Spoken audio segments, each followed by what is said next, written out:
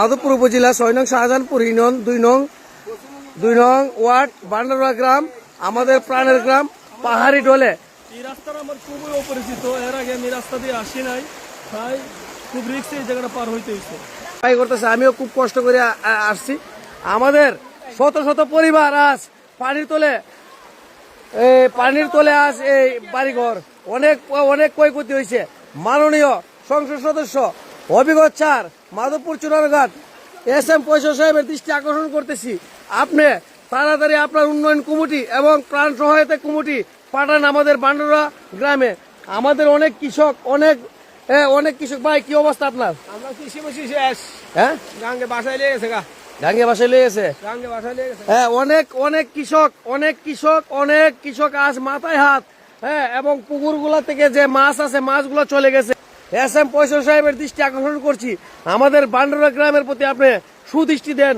আমরা আজ গৃহবন্দী প্রাণীবন্দী, আমাদের পানির তল বান্ডারুয়া গ্রাম, আজ পানির তল। যদি এখন বৃষ্টি আসে তে আর বাংলাদেশের ভিত্তি মনে হয় একটা ইতিহাস হবে। বান্ডারুয়া গ্রাম আজ বন্যা ভেসে যেতে পারে। বান্ডারুয়া গ্রাম কখনোই শত শত পরিবারের ঘর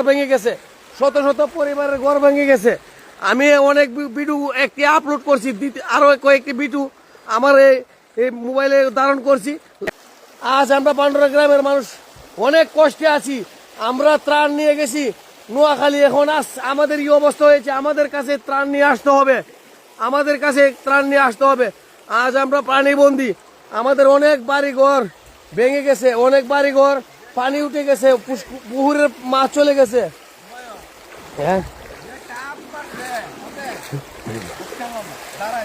এরপরে প্রিয় দর্শক, আপনাদের গ্রামের অবস্থা খুবই ভয়াবহ।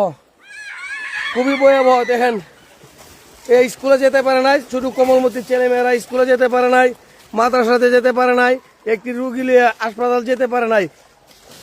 আপনারা লাইভটি জোরের গতিতে শেয়ার করেন। পাহাড়ি ডলে আজ আমরা অনেক পরিবারের বাড়ি ঘরে হারিয়েছি। আপনারা সকলে ভালো থাকবেন। মোহাম্মদ হুমায়ুন কবির, বান্ডারুয়া গ্রাম থেকে।